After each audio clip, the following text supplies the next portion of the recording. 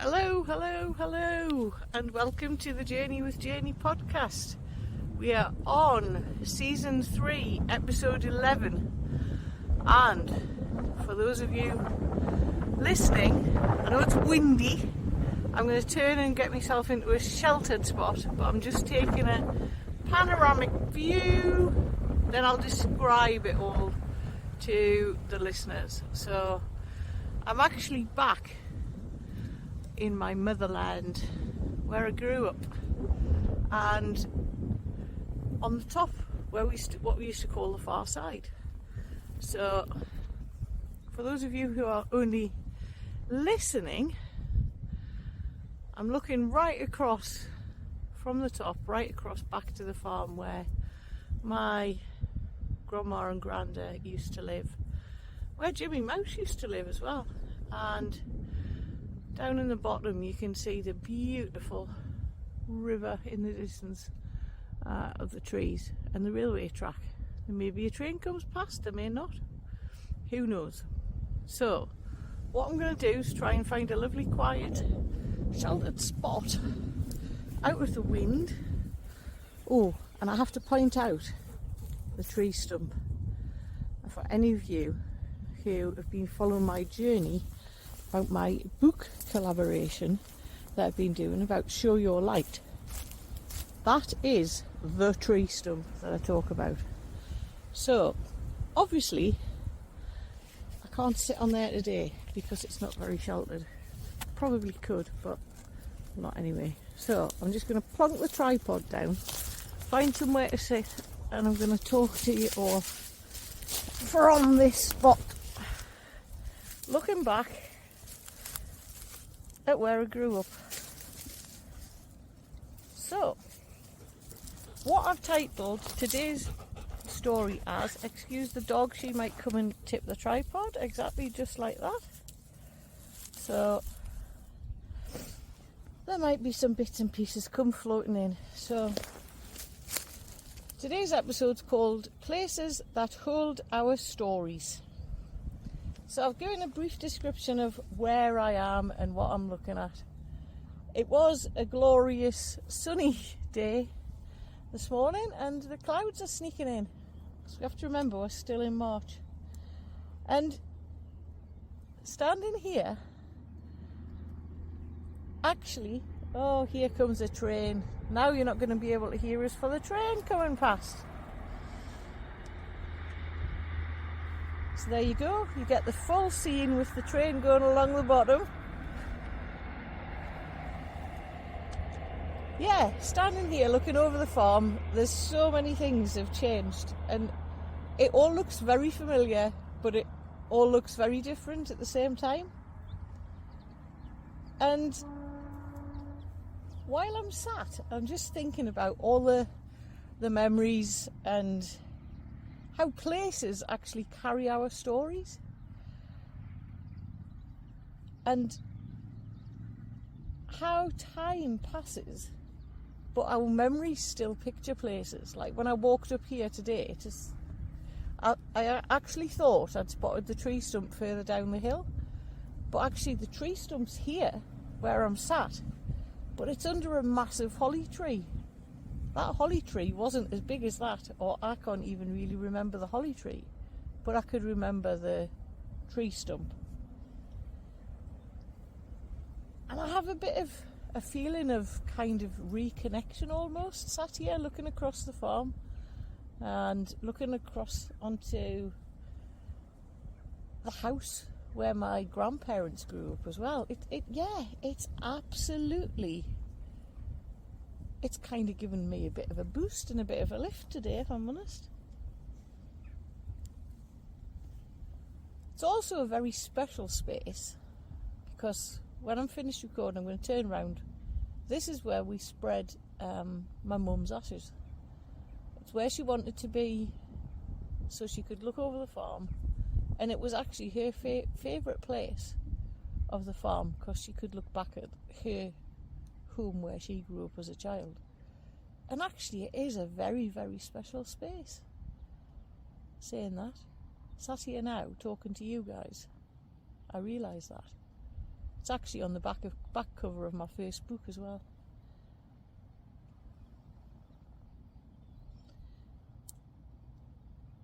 So I think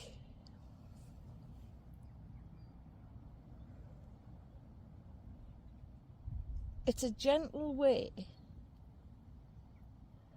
for me to you to acknowledge the grief almost.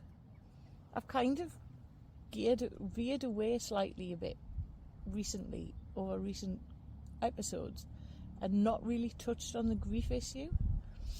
And I think because it's Mother's Day coming up tomorrow here in the UK, and I was drawn to come here today. Something said just come and do your podcast from here.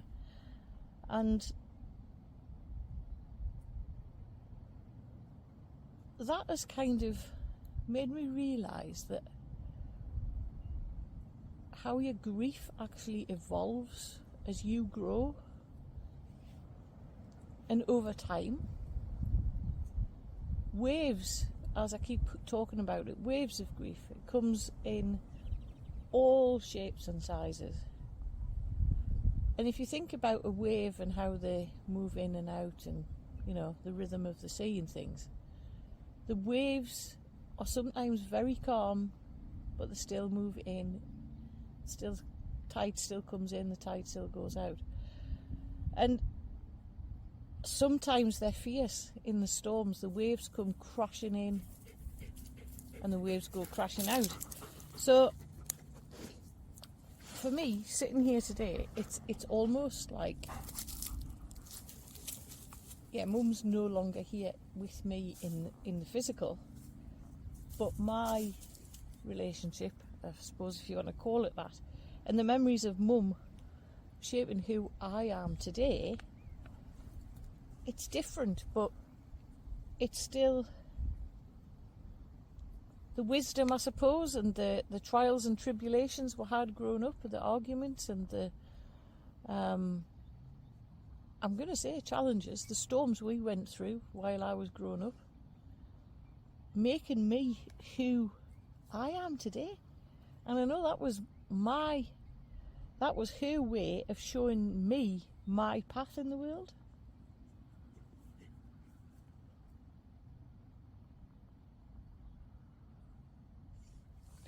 So it's quite reflective sat here, to be honest. And just one thing that you could probably think about, that as I'm sat here, I can feel the presence and the power of being sat here. And the people who shape us never really leave. They live in the way we see the world. So for me, that's Mum looking down going, go on, you're having a great time, you're living life, you're doing this, this and this. But honestly, I think I can probably still see her rolling her eyes at me, questioning my choices. But yeah, that's fine. That's exactly fine.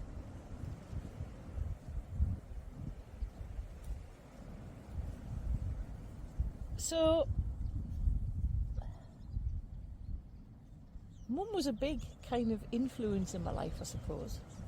And even when we were nursing her through the palliative care, she was already teaching me the anger and confusion almost that I was going to feel after Mum left her physical body. And I think, actually, Mum gave me the confidence and joy by, I'm not going to say forcing, but actually being there and pushing me, giving me the chances to keep trying to go to Young Farmers, which has built my confidence, built the community and the tribe that I am, found me, I suppose, and shaped who I am. And I talk a lot more about that in the collaboration book that I'm doing, Show Your Light. I know I've mentioned this a few times. that is basically what my story's about in there. And it's not just mum. Our families in, the support network that we have, and I know not everybody has that. Not everybody has a family circle like we had growing up here, a loving family supporting each and every one of us. And families do shape who we become without us realising at the time.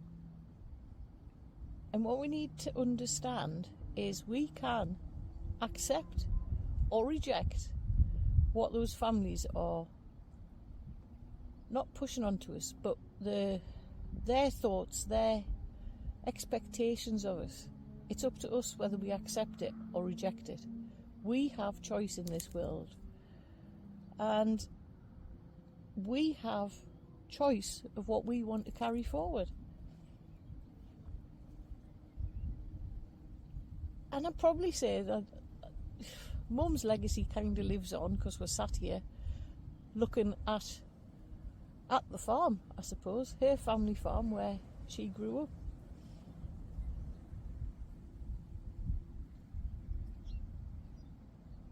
And I think when we think back to our childhood, like I said before, not everybody had the childhood I had. I'm eternally grateful for the family circle that we had and the support and love of each other. Not everybody has that. But there will be some good in each and everybody's childhood, be it a challenge that you were sent that has made you stronger to be the person who you are today. And Series 3 has been all about rediscovery. And as I sit here just looking back across next to the tree stump, and that will all become apparent. There's a reason why I keep mentioning the tree stump. If you read my chapter or listen to my chapter once that's released. And I feel sat here now at 52 years old like that 17-year-old girl who used to come across here to reconnect to something. Then I didn't really know what I was reconnecting to or what I was actually doing. I just needed space out in nature to be who I wanted to be and be all right with that. And it's taken me that long, 30 plus years to actually be the person I want to be, if that makes sense.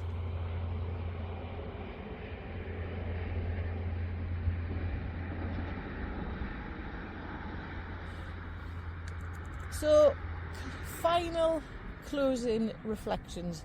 I've got no idea whether this makes any sense at all to you guys who are listening today, but I have loved sitting here. The birds are tweeting, the dog's laid herself down behind me, and I'll try and move the camera for those that's watching.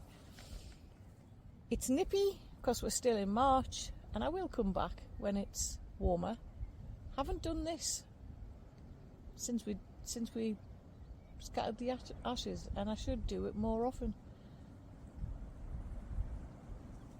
I'm going to leave you with a few bits, but what I want to say, love leaves traces in places, people, and the way we live.